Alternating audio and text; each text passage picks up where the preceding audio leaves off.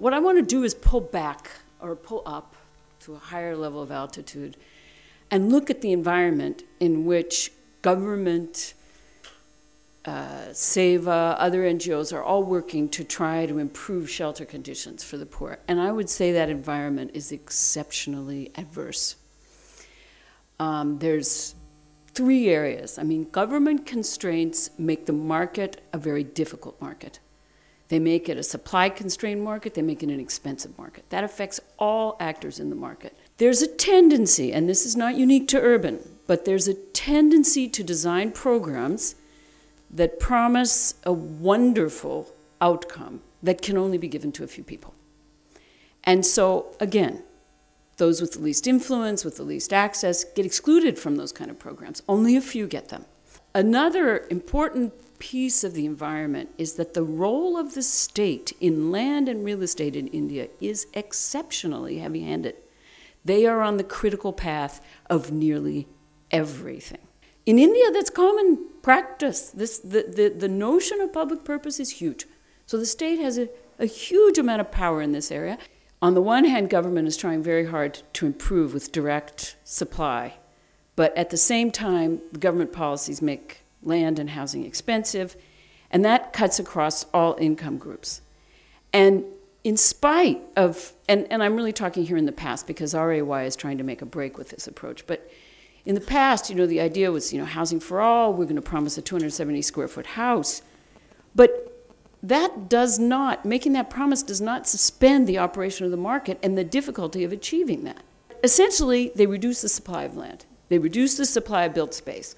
You have green belts, you have urban growth boundaries, you have restrictive zoning, you have large government parastatal and land holdings. I mean, when I talk to people about land available in the city, they never ever talk about the cantonment.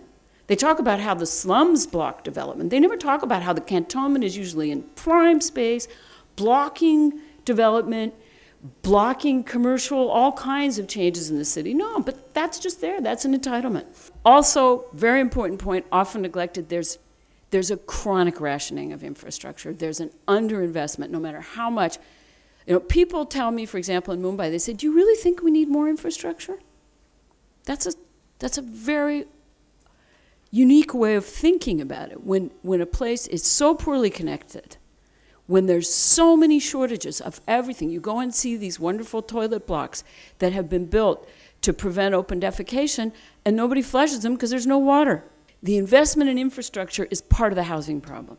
Then, having made land hard to get, effective supply of land reduced, regulations inflate the demand for land. The FARs, the minimum lot size, the streets, all these bid up the cost of land. The environment in the housing market is extremely adverse. And to illustrate this, you look at the most prosperous city in the country, the city that has the highest purchasing power, and you have preliminary data for 2000 suggests that it could be nearly 2/3 of the population living in slums. That's more than exclusion. Ahmedabad is different. It's better. But if you look between 1991 and 2001, where is the expansion in supply coming from? All illegal, informal. And you still have a substantial percentage of the population living in slums. Promising, a 270 square foot legal, regular house for all is never going to work. There's limited fiscal capacity. There's limited political and social consensus. And let me just dwell for a second on this, because I do think that a lot of these issues unite the middle class and the poor, because they affect them all. Government housing supply is limited. Let's just look at the facts. In Mumbai, it's 7% of the total supply. And they've ramped up their program considerably in the last few years. In Ahmedabad, it's 8% for the lower income sections, and then there's another 3% for the MIG, HIG segments.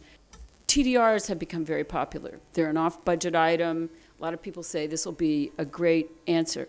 It'll take a generation for programs like that to house the current population in Mumbai slums, not to mention the increment that will take place. The reason being, there's not that much, the way those get created is by middle-class housing being built. There's just not that many people that can afford formal middle-class housing in Mumbai. We estimate it at 25%. You cut that down for new household formation, even smaller number. So the number of units that you can provide in the slums for this is very small. TDRs allow developers to get a very valuable piece of land, intensify the use of the land.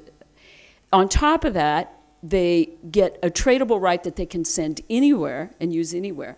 And there is no provision for improving the infrastructure, for improving the carrying capacity of either neighborhood, the one where they build or the one where they sell the TDR. There's a lot of scope for abuse.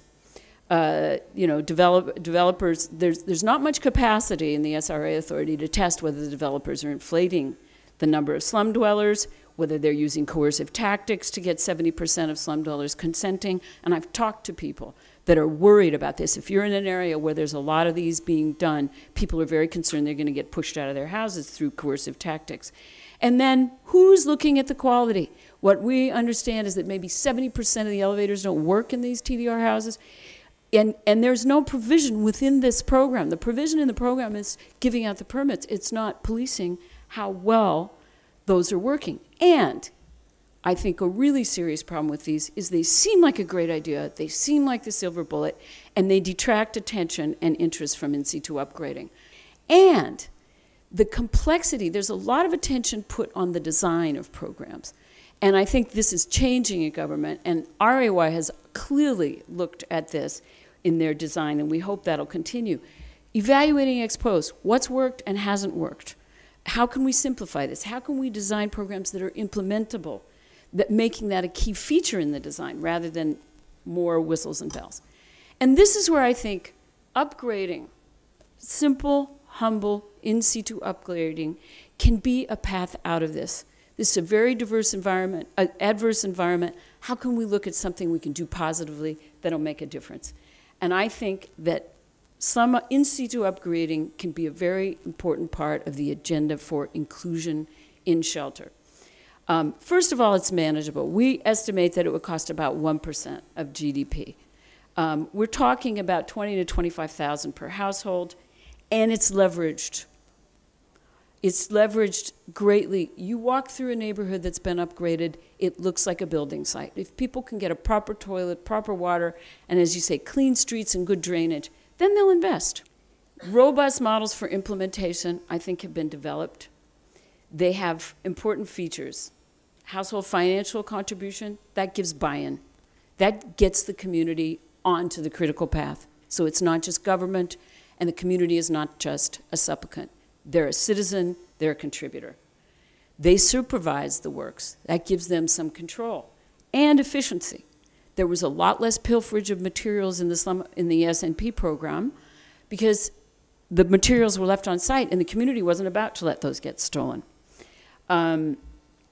Limited de facto property rights are doable, and that is very important. Once you start looking into the property rights situation in slums particularly, they're blurry, they're messy, they're a legal nightmare, and it could be another ulcra to say everybody just has to get clean title without thinking through what's involved in cleaning up the title. Who are the other claimants? I think that that in situ upgrading is something that can really be a leverage and a foothold for a different way of operating. And I'm really glad that RAY has given it so much emphasis. Thank you.